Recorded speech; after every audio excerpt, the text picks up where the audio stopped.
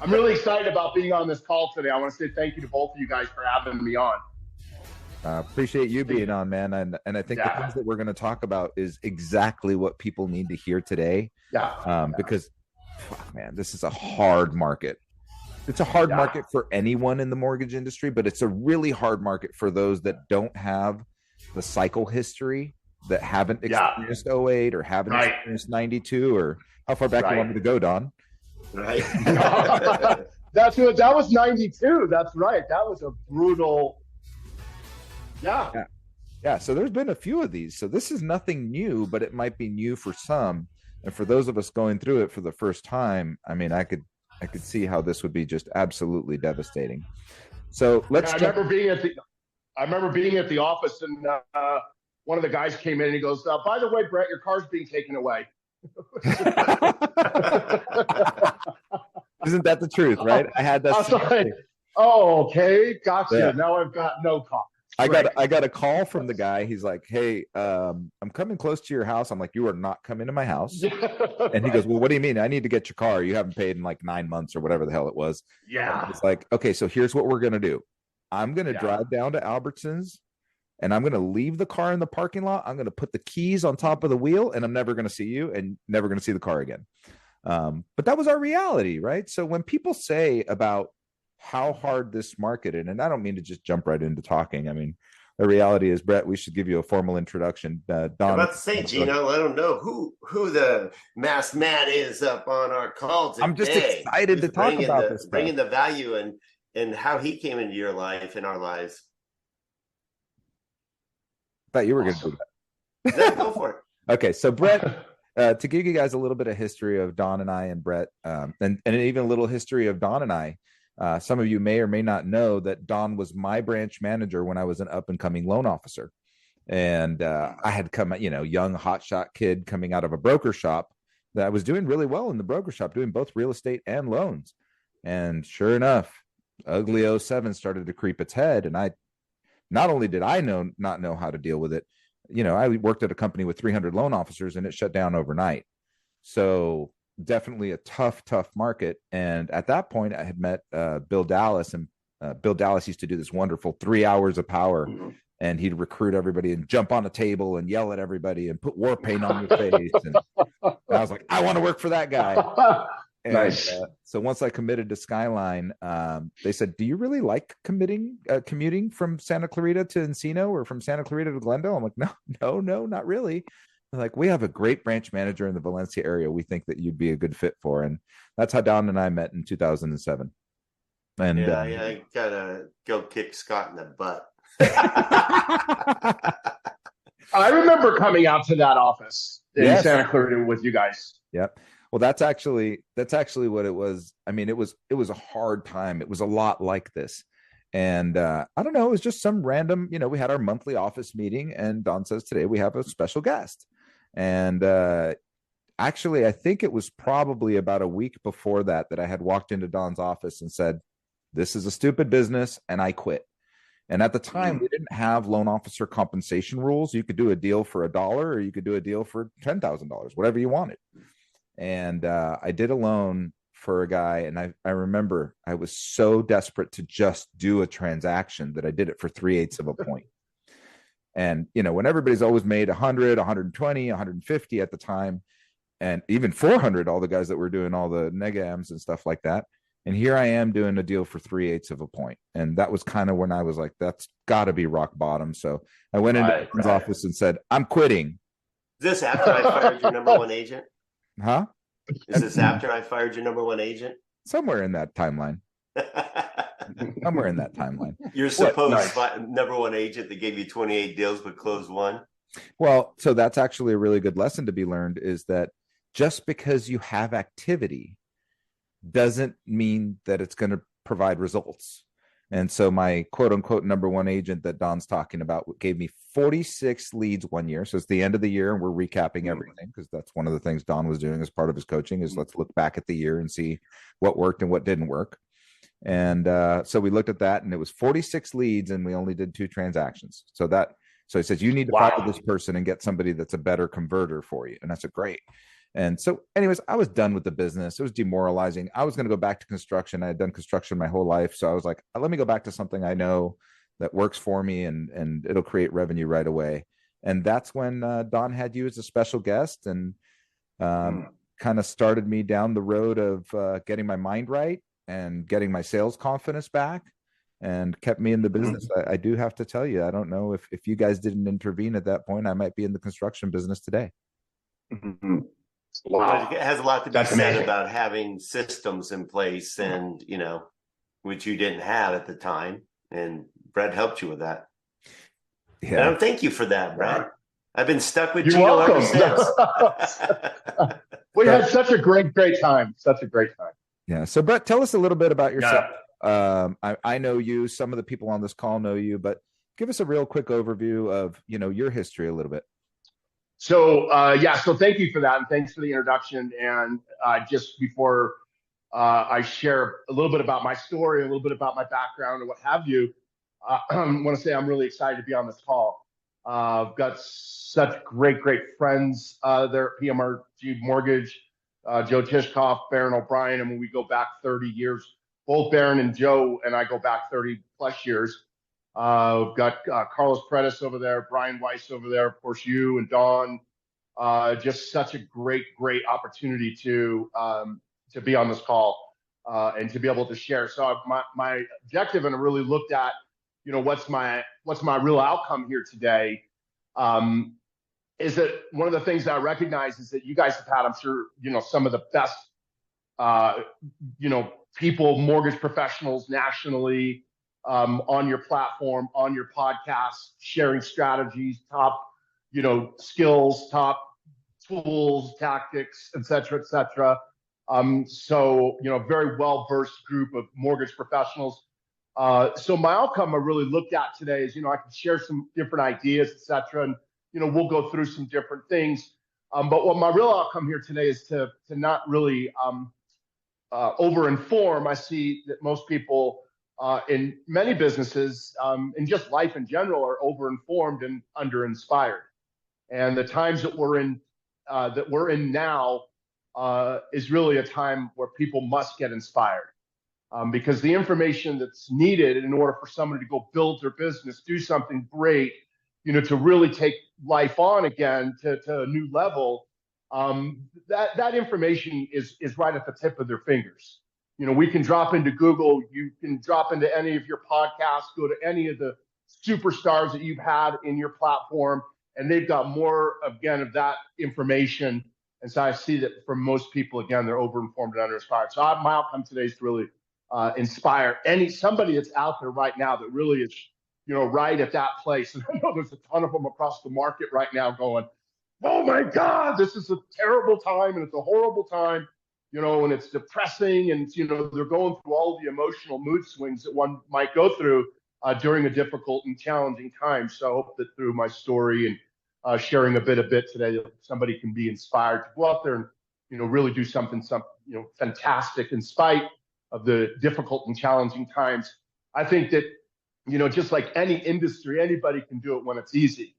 Anybody can do it when the market's awesome. Anybody can do it. I say it's easy to go write a book on a nice sunny day, poolside, lemonade in hand, opportunities coming at you, relationships are, just incredible. Anybody can go pen a book poolside on those days, but can you do it in the depths of depression in your bowels of your basement, when you're going through the difficult, dark times of life?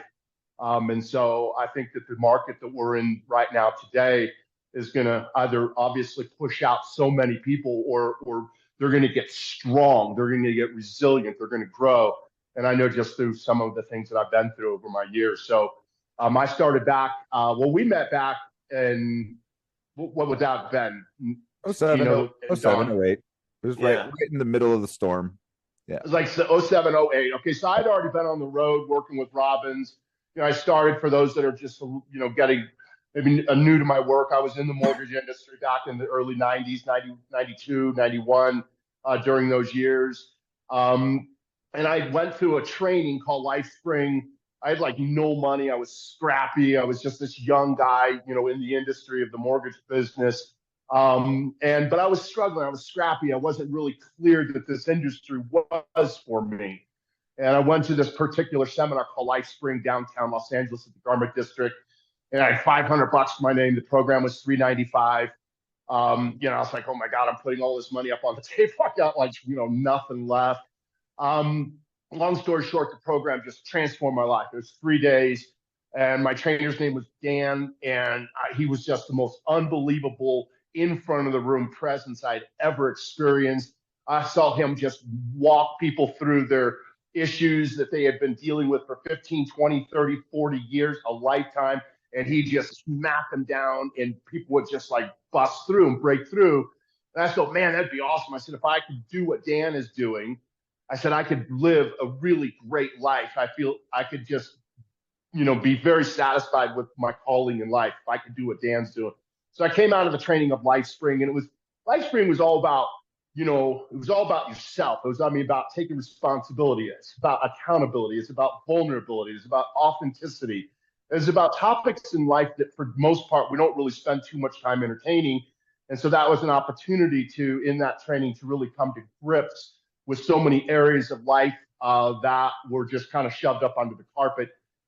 So I came out of the training. I made a decision. I said, this is the industry I'm going to do. I started a company called Life by Design.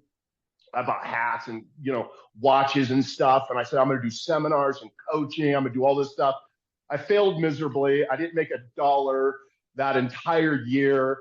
And I was really frustrated because I knew that this was something that I was going to do for my life, but I just didn't know how to do it.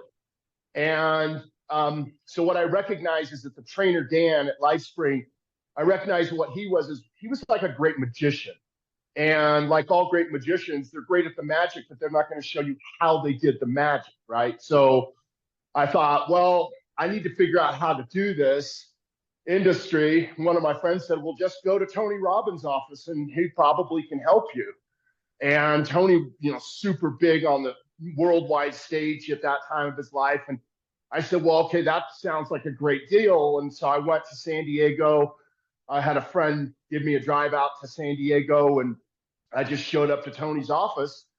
And I went to the front desk lady and I said, hi, I was told that Tony Robbins can probably help me.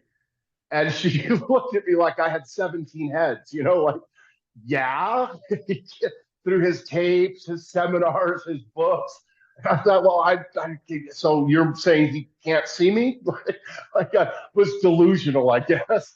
And she goes, no, that it just doesn't work that way. So I said, well, if you don't mind, do you mind if I have a seat here in the lobby for just a little bit?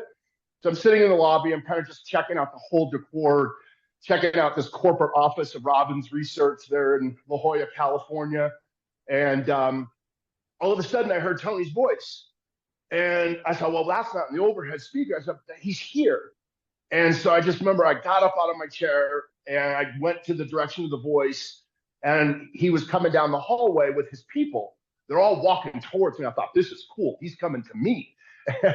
He was actually just going to the elevator. But I was right there, stood at the elevator. And as soon as he got in my proximity, I stuck my hand out. Hi, my name is Brett Figueroa. Man, you've made such a difference in my life. And we all jumped into the elevator. And I just kept talking to Tony in the elevator. All of his people in my mind just disappeared. It was just Tony and I.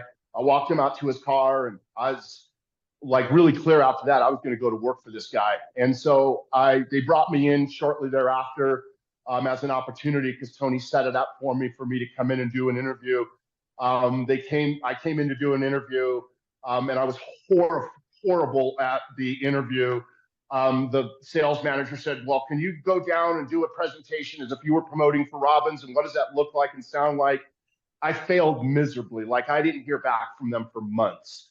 And finally, and the job that I wanted to have was a job. He has a team called the FSRs, and it's like I look at it like the Navy SEAL 6.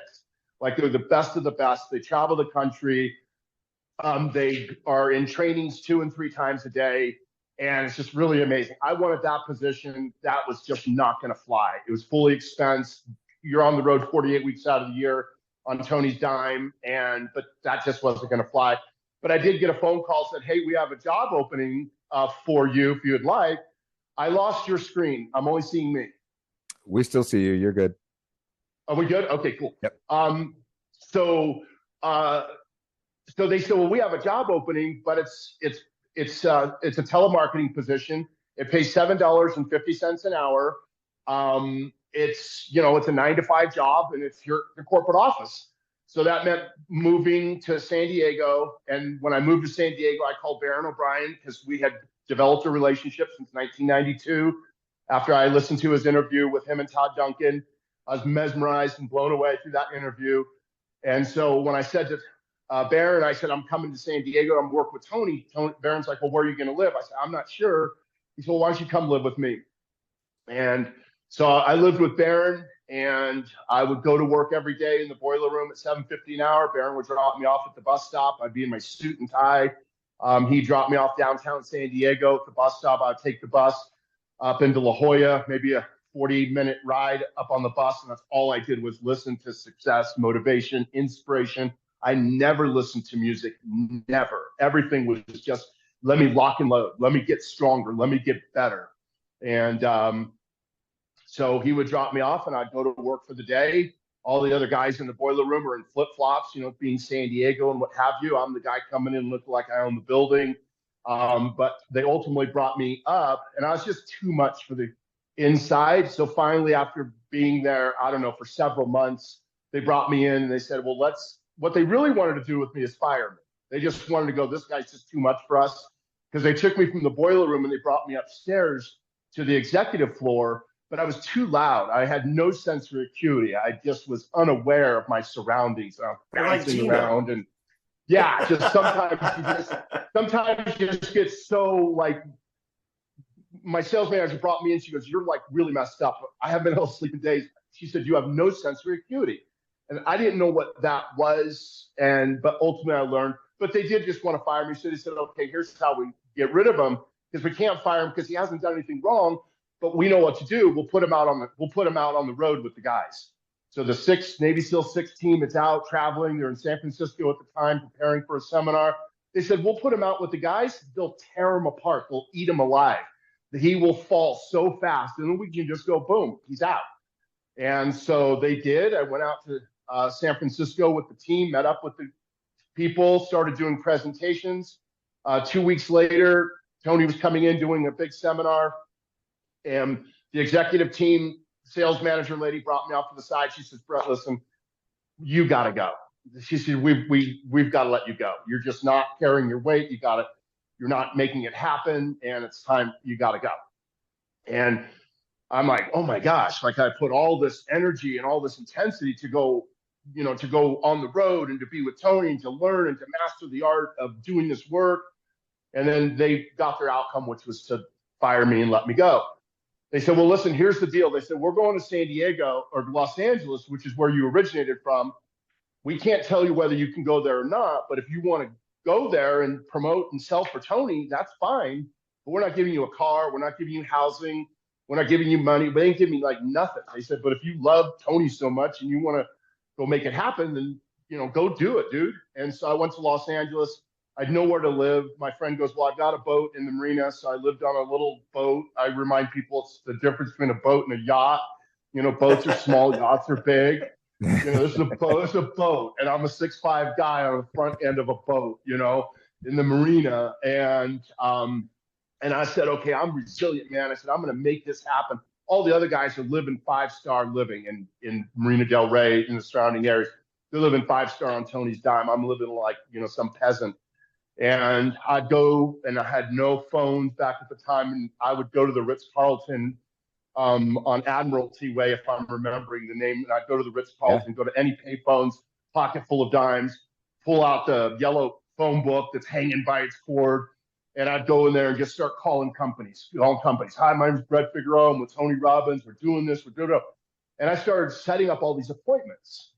And so then I'm like, oh my God, okay, fine. I'd use yellow pages, payphones, get to my outcome. But now how am I going to get there? I said, okay, well, get back on a bus, bro. Do what you need to do. And so I'd be in my suit and tie, standing at the bus stop on Admiralty Way, waiting to take me to Glendale or to, wherever, downtown Los Angeles, wherever I needed to go to run my meetings.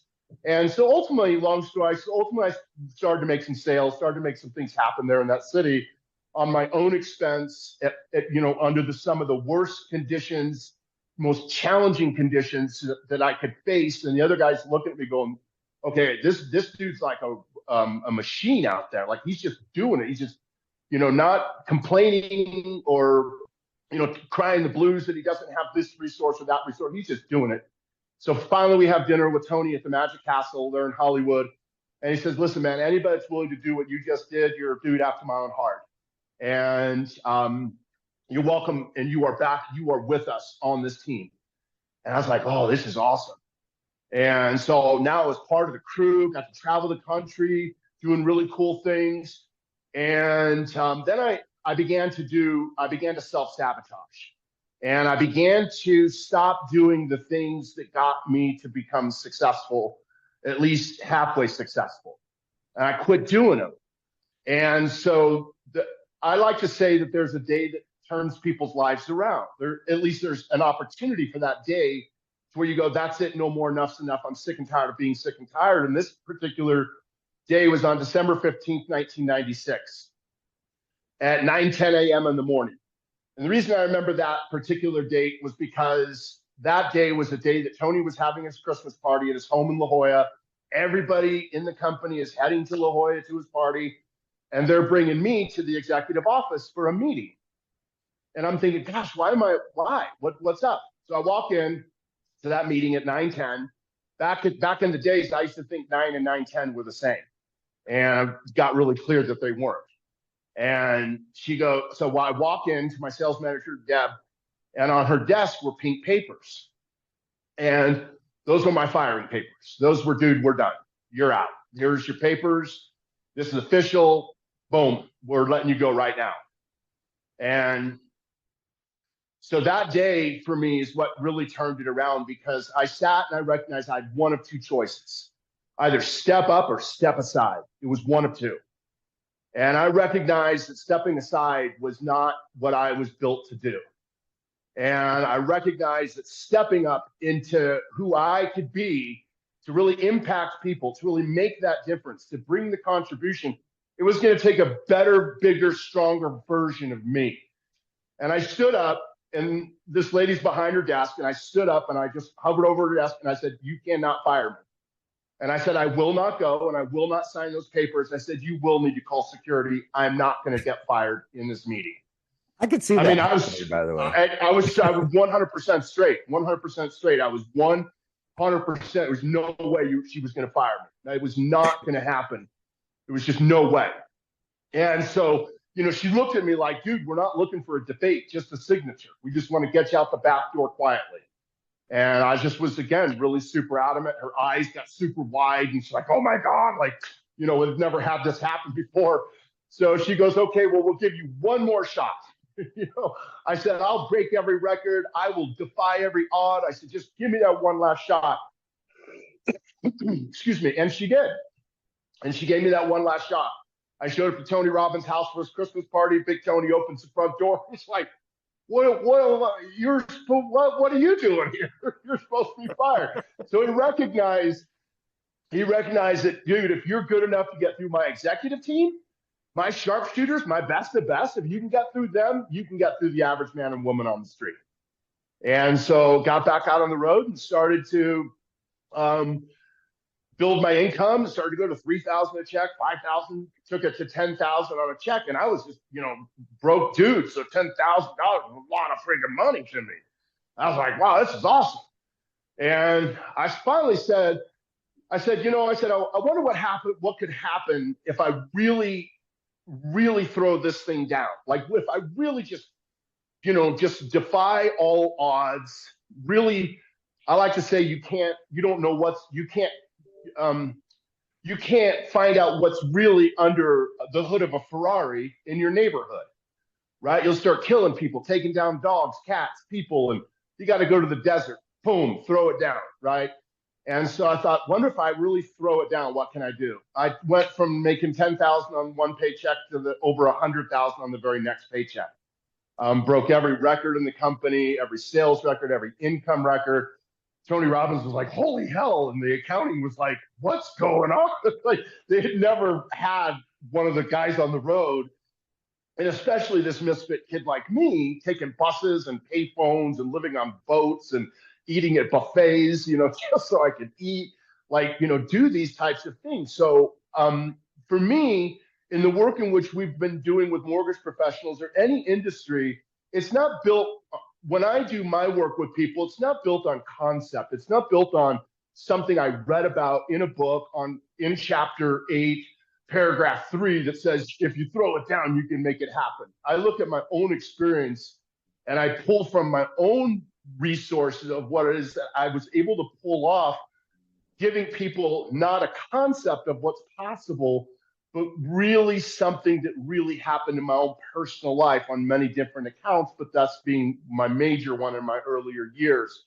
So when we see people do really, really well, it's not because of some concept I've shared, and people begin to break through and get themselves to new levels. So it's just been a great journey. I've been doing this now for just about 30 years.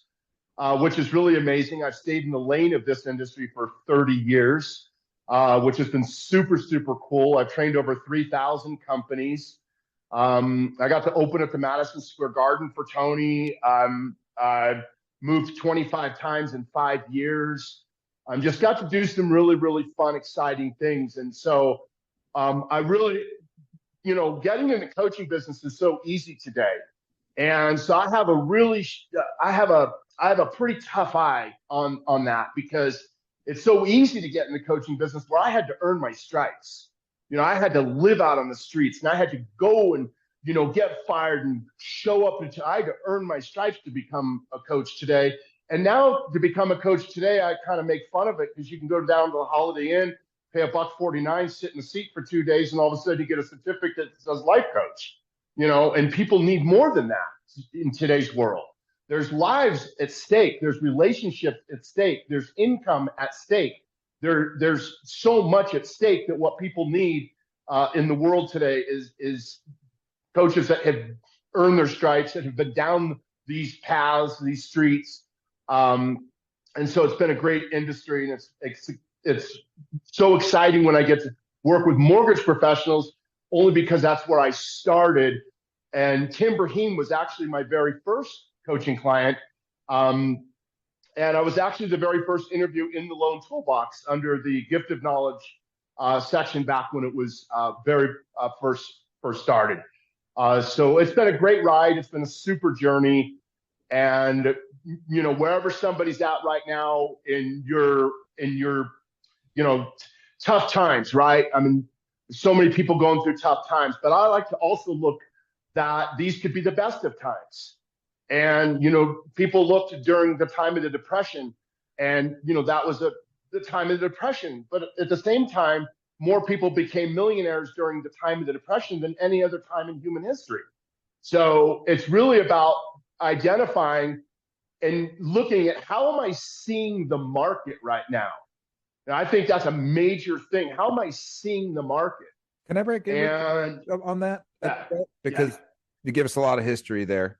Take a breath. Yeah, thank you. By the way, Brett has a lot of Brett has a lot of intensity and energy. And it's kind of a long story. There's a lot to pack into that little piece. Yeah. But the thing that reminds me is, as you told that story, the things I'm thinking about, and something that Don used to have us listen to these Success Magazine CDs all the time when we were in that office. And one of them, and I don't remember the guy's name. I don't ever remember necessarily where I learned the lesson. I just remember the lesson.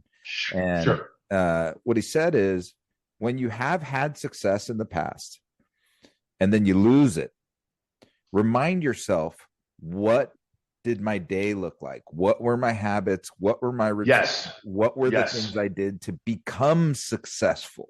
Because what you just touched on is something that I think happens to everyone, which is I do all these gritty things to make sure I get to the top or to where I want to be. And then I hit some level of success and I stop doing the gritty things. Because why?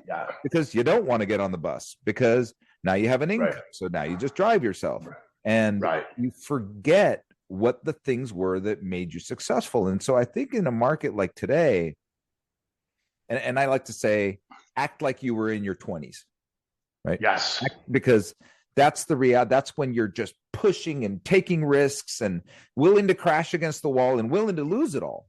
So as you become more conservative and you're like, well, I need 8 hours of sleep and I want to make sure that, I got time for my family and all those kinds of things. That's when you start to lose that edge. And so how do we get back to a place when we were most effective, when if right now we don't feel like we're most effective? Well, that's a really super great point that you brought up right there, because many times when I take on somebody as a client, they're usually coming in a dark time, a tough time, a challenging time, a difficult time. And so they're coming at me in that. It's usually not like, hey, my life is awesome, making tons of money. By the way, can you coach me? Right? They're usually coming in a different space. So what my job to do is to take them back in time and take them back to a time in their life when they were just absolutely, doing it, giving it their all, waking up early, going to the gym, having a strong diet, having incredible self-talk. And for some, they've got to go back, 10, 15, 20, 30, 40 years. Got to really go back in time. But we take them back and we'll re-anchor that. We'll have them tell me more about what that is. Tell me more. So we really take people back in time versus getting them to start where they are, which is in a not so great place, but to get them to go back in time. And so it's important for people, which is happy you brought that point up. It's really important for people to really just step back in time to a time when they can remind themselves of the things that they were doing that they now maybe stopped doing. And that if they were to begin to do those disciplines again, begin to do those types of actions, they're going to take their life to a whole new place. No question about it. Cool. The other thing I definitely want to touch on is the get uncomfortable, because the things you made me do were seemingly impossible, right? So Brett would give you these like 5 MP4s, and yes, we had MP3s, and a little MP3 player, and I had a little MP3 player, and he's like, read these 5 books in 72 hours, like the first version of Audible, I guess. And it was like, how am I going to read 5 books in 72 hours? That's impossible. All 12 of you start now, and in 72 hours we'll reconvene. And you're like, that's impossible. But guess what I did? I put my headphones in and I listened and I listened and I listened and I listened and I listened. And when we all reconvened, 10 out of the 12 of us actually finished, and we actually did it all. And so you're like, damn, okay. Yeah. That's, it was, I can't believe I was able to do that. The other thing you had us do, which was horribly uncomfortable, was you said, get dressed in a suit and tie. And it was like 108 degrees in LA at the time. and walk into a real estate office, look at the board, figure out who the top 3 people are, pick a name and say, hi, I'm here to see X. Right. And for me, the irony was, it was the Little Park Regency office in Granada Hills.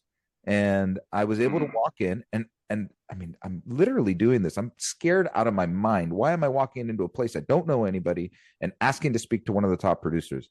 And I walked in, and that day I was able to speak.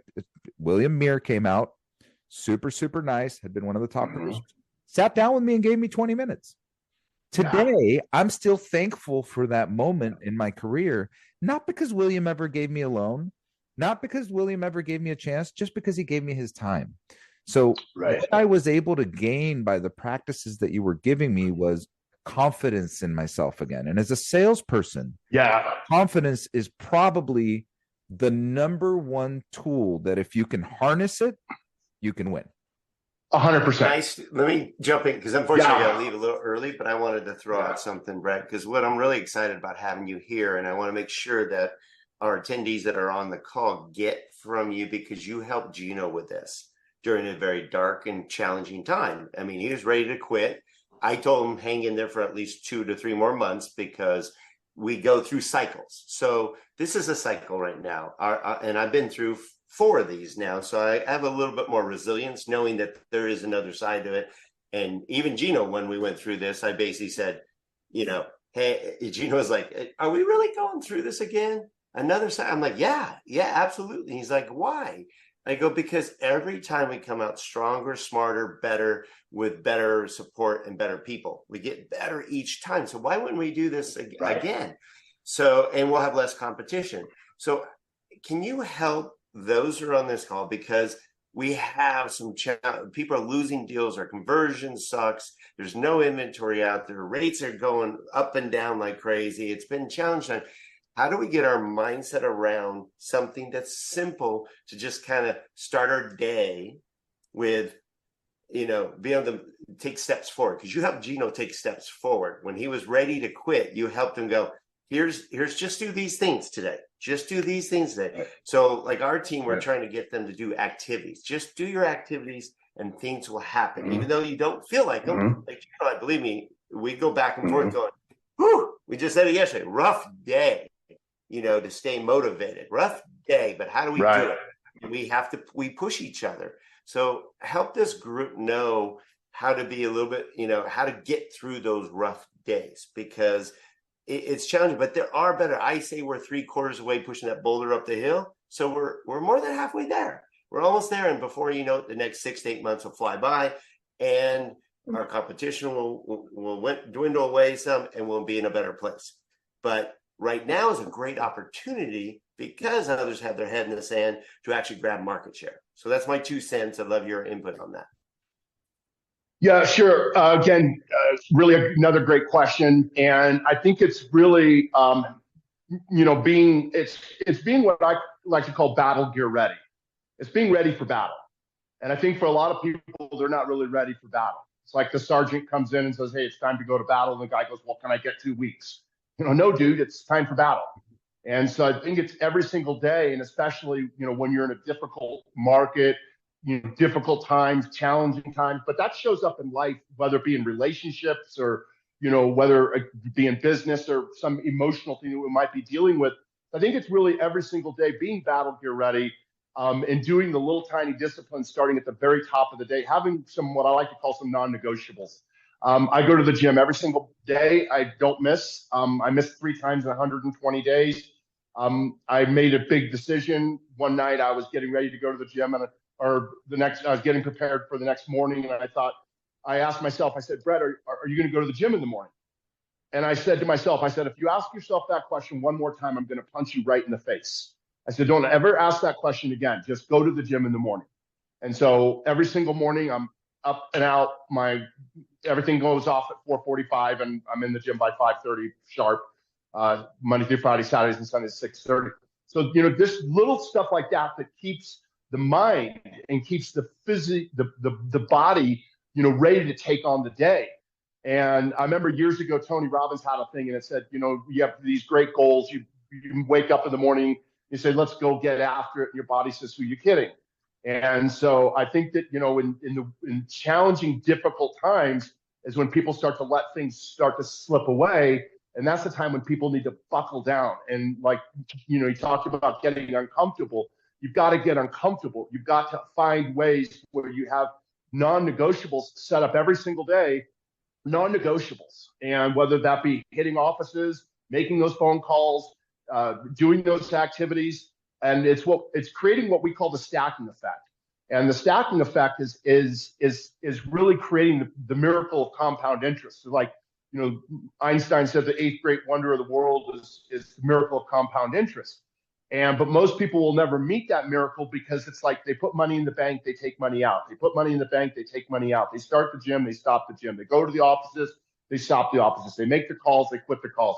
They never stack. And so myself and my guys, we stack things, stack. So ultimately one day there is a miracle. Some breakthrough happens. That realtor, that you've been calling or pursuing, breaks through. But you have certain things that you are non-negotiables. I'll share with you a quick story. I know we're short on time, but a quick story is have a target, somebody that you were just absolutely committed to pursue and get to them, pursue them with passion. Ron Prechtel in Century 21 there in San Fernando Valley, he was my target. He was one of my targets. But he would never respond to me. And I was angry. I saw his signs everywhere. And I said, man, I got to get to Ron Prechtel. But he would never get any response. I got no love back. And so what I did is I found a strategy. And so what I did is every single day for 30 days, I sent him something to the office. And it was back in the days when you had, couriers. I'd send a cake and I'd send these weird things. And, it was all these abstract type things. And every single day for 30 days. And finally, I got a phone call from his assistant, Jay Tapman. And Jay said, hey, Ron's super impressed. Can you meet with us at the office tomorrow? And so I was so excited. Like, it was on a Saturday. And I remember sitting in the conference room there at Century 21. Ultimately, I got my first deal from him. And I spoke to Ron not too while back. I guess it's been quite a few years, maybe 4, 5, 6 years. But I remember I remember your first client you ever gave me, named the Munsters. And that was my very first client from Ron. But I say to people right now, to double down and to have some non-negotiables that you're willing to do every day. Remind yourself of the good times that you've been in. Remind yourself, that if you just keep on in the gym day after day, you're going to ultimately see those results. If you make those calls every single day, you're ultimately going to break through. And I'll say lastly on that is, don't be afraid ever to make the call to the top person. Like, that's I could have showed up to some undercut, motivational speaker, but I showed up to Tony Robbins' office, took a risk, got uncomfortable. I remember sitting in my office there in Devonshire and Topanga at South Coast Financial, broken down guy, just had my car repoed. I borrowed Joe Tishkoff's car to go. And I said, I'm going to call Marty Rodriguez. At that time, Marty was #1 in the world in Century 21. All my friends at the office go, okay, dude, you just lost it.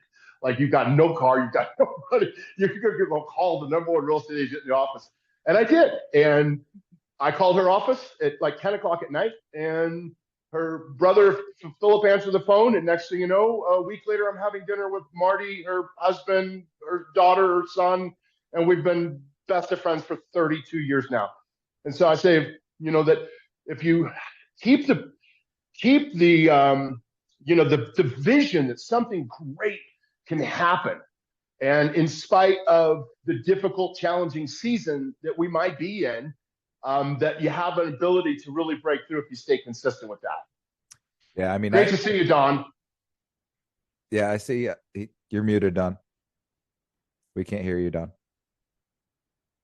Yeah, I'm sure you're saying really nice things. I'm muted.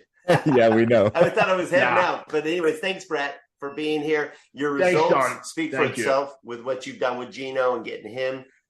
Now he's my business partner and he's amazing, and you helped get him out. And that's why I wanted you to share, steps and tricks and ways to get your mind in the right place to get to each side. And we agree. We tell our team daily, just do your activities. That's how Gino and I go to sleep at night. We just know we did everything we could all day during the day, and that's all we can do is our activities. And it's creating opportunities like daily. I want to take that. We'll go one more step with that too. It is, and I know you've got to go, Don. So if you need to go, we can, you can catch up on Gino this later. Can help close you out. So make sure you share that with our team. Thanks, everyone. Yeah. Bye, Don. Thank you. See you, buddy. Yep. So I think that so I'm gonna take the actions. All these people take all the actions, and so the flip side to that, the caveat to that is that it's not what we do that's really going to make the biggest impact. It's who we're being while we do what we do that's going to make the biggest impact. So a lot of times I might take somebody on and the first thing they want to go is, all right, coach, tell me, what do I do? I'm not telling you anything on what to do right now because you're not being the right person. And so you can do the right thing, but if you're being the wrong person, you're not going to get the result. So then what usually people attempt to do is revert back and go, I must be doing it wrong. I must be doing it wrong. No, you're doing it right. You're just being the wrong person while you're doing it right.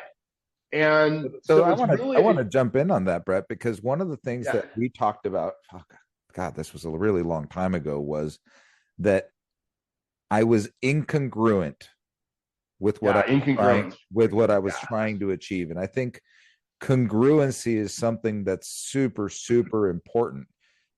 Really important. And so in order to have success, it's when everything aligns, right? Yeah. When your goals, your passion, your non-negotiables, your disciplines, the way you feel, the way you act, the way you speak, it all influences it.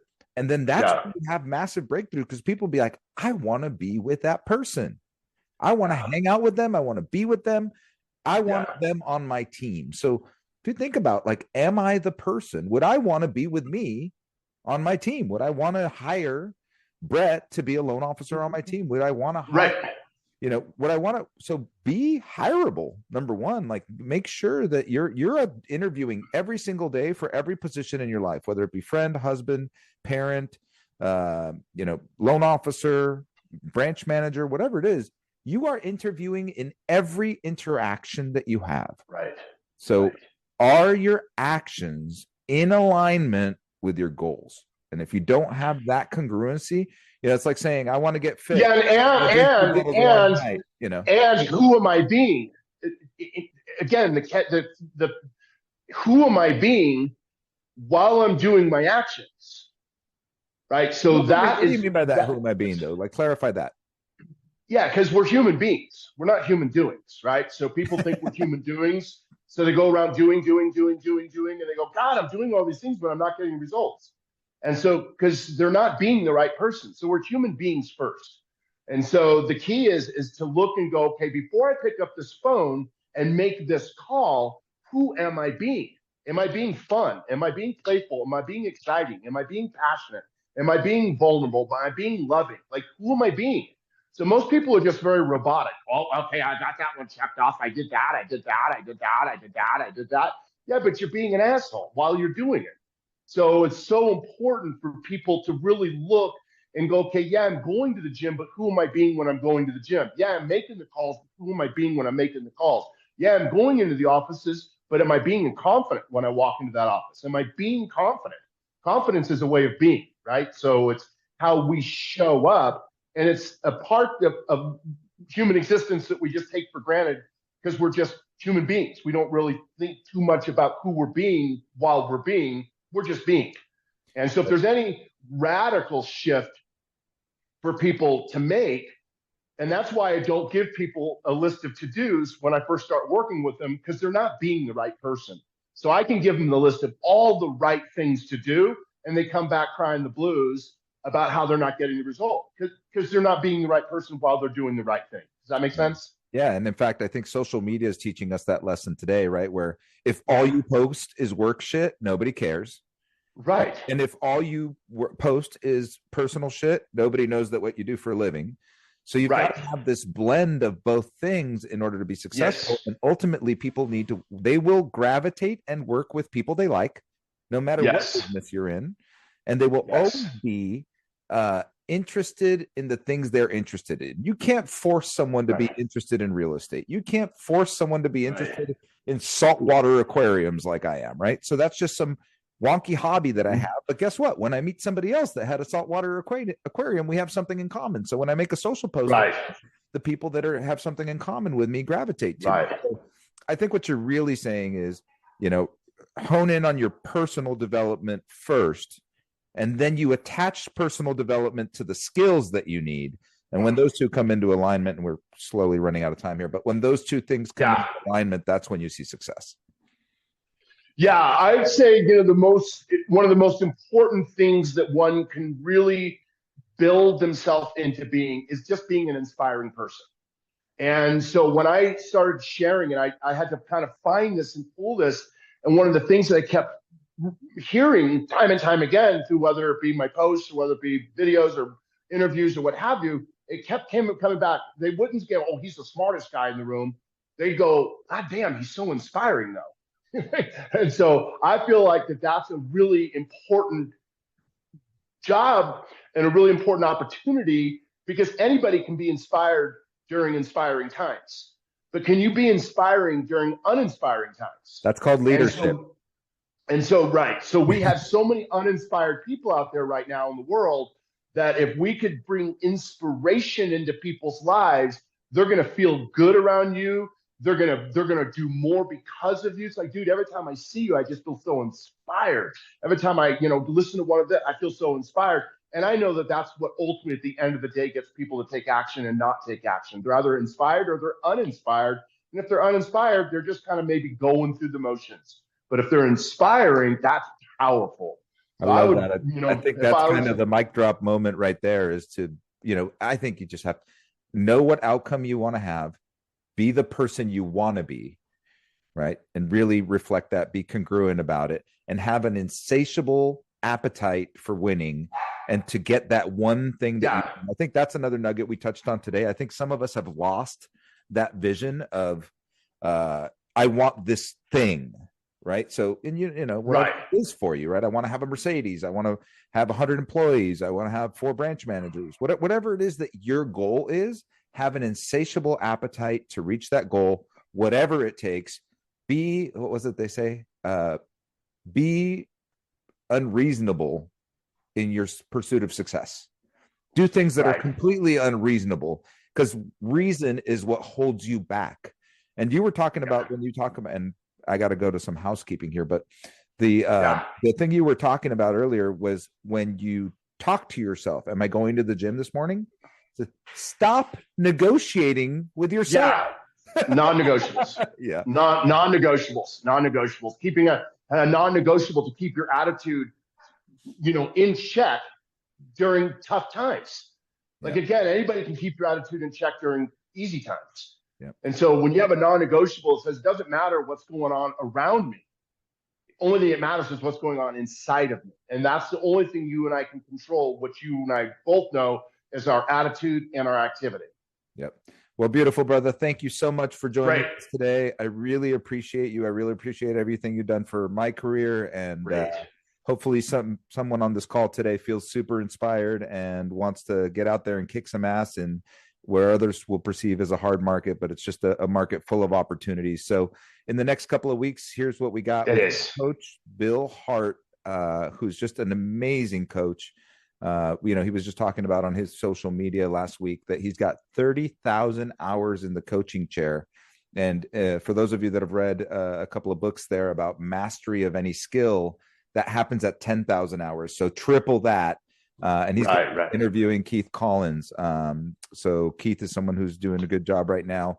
And we always want to be able to emulate those that are succeeding in this market.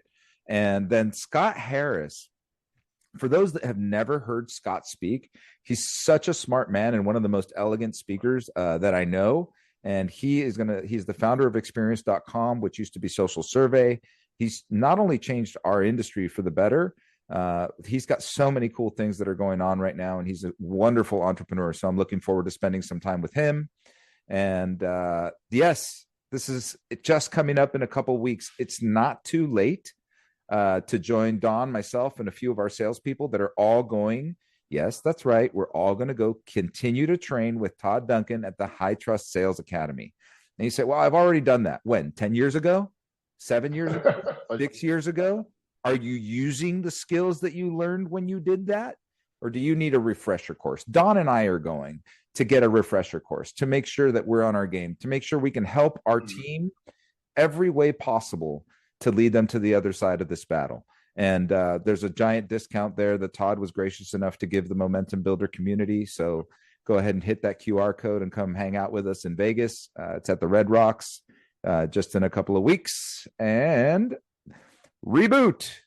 That's what we need to do right now. We need to hit Control-Alt-Delete on 2023, throw 2023 away, come to Momentum Builder in 2024 and make sure that you have your best year ever.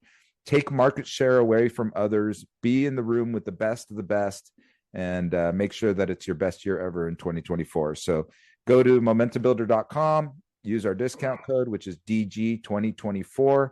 And I believe the early bird special is ending at the end of this month. So it is the cheapest price you're going to get. And we look forward to seeing all of you there. Happy Thanksgiving.